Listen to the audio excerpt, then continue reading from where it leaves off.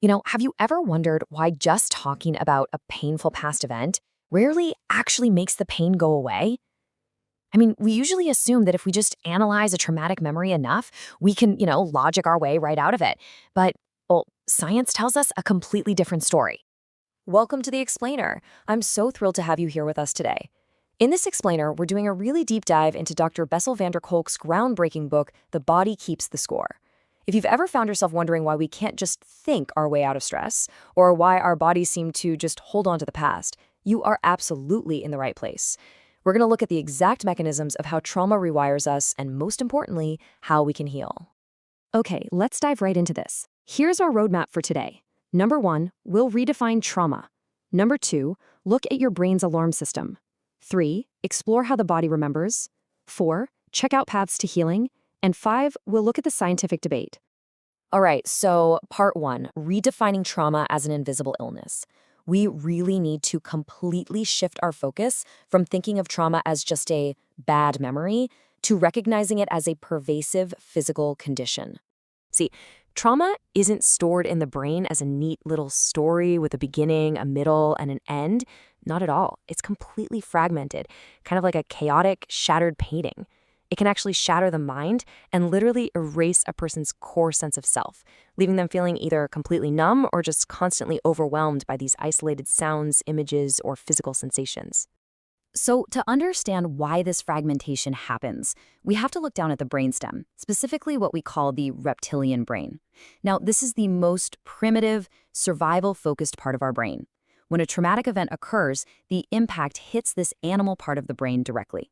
Rationality, it goes completely out the window because your survival instinct just kicks in and grabs the steering wheel. Think about it. Imagine trying to solve a math problem while being chased by a bear. You can't. You absolutely cannot simply reason yourself out of being terrified when this primal system is activated. Which brings us perfectly to part 2, your brain's alarm system and the neuroscience of threat. And don't worry, I promise to keep the neuroscience simple, accessible, and totally fascinating. Okay, so the absolutely crucial point here is understanding exactly how trauma alters specific brain structures. First up is the amygdala. Think of it as your brain's smoke detector. After trauma, it gets stuck in the on position, firing off danger signals even when you're perfectly safe. Second, the left brain. This is the part that handles rational thought, and it effectively just shuts down.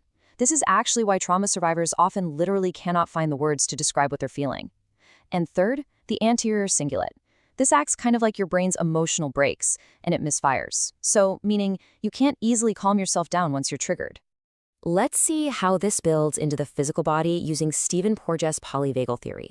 Basically, when we're faced with a threat, our bodies follow this step-by-step escalating response. Step 1, we try social engagement. We call out for help, right?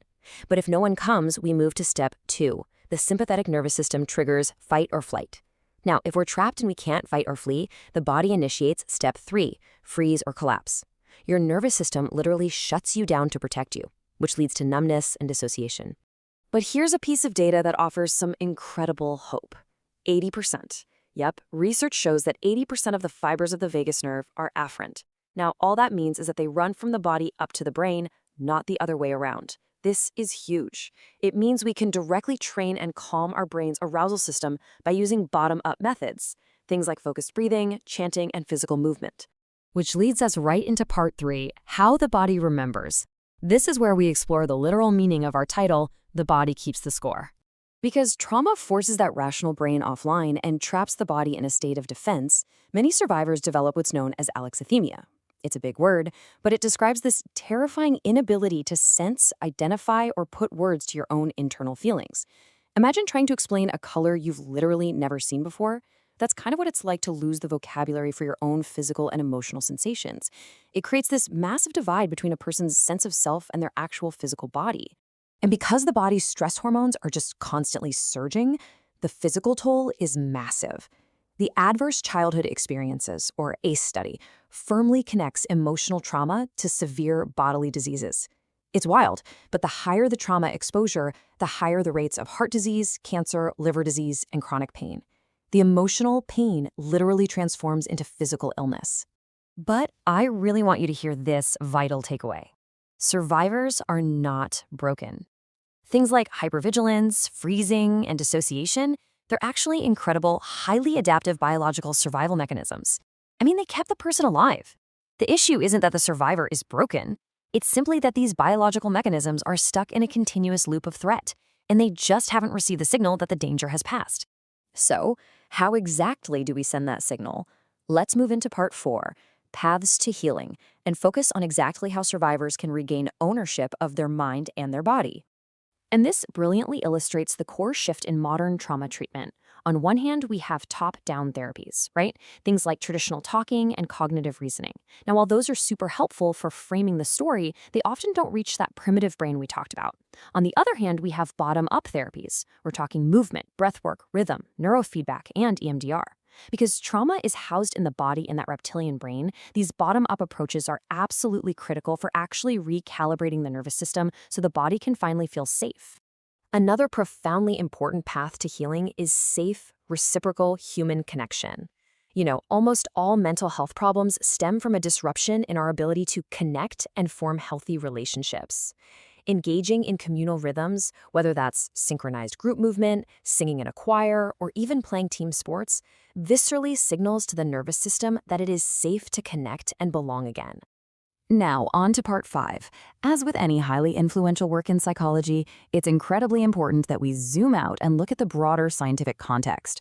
So, let's objectively examine the scientific debate. In the scientific community, there are differing perspectives on exactly how trauma interacts with biology.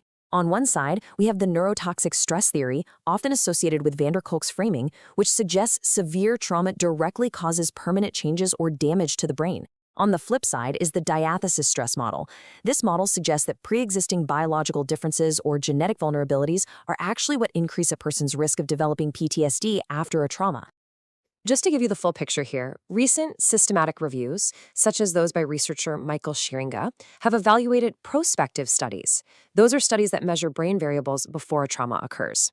These reviews found little evidence that trauma alone causes permanent brain damage. Instead, they point to the likelihood that neurobiological differences often precede the trauma, acting as risk factors. The scientific community continues to actively debate and research both of these models. But regardless of the exact sequence of neurobiology, the devastating human impact is just undeniable. As Kolk so powerfully states, the long-term trauma is that you are robbed of feeling fully alive and in charge of yourself. That is the true cost of unaddressed trauma. It's a life lived in self-protection rather than actual connection. Which leaves us with this final thought. We now know that the brain can adapt, and that healing is absolutely possible by integrating the body. So, if the body keeps the score, what body-based step, maybe a deep breath, a walk in rhythm, or reaching out to a safe friend, will you take today to help unlearn the threat and rewrite your future? Keep learning, keep exploring, and take care of yourselves.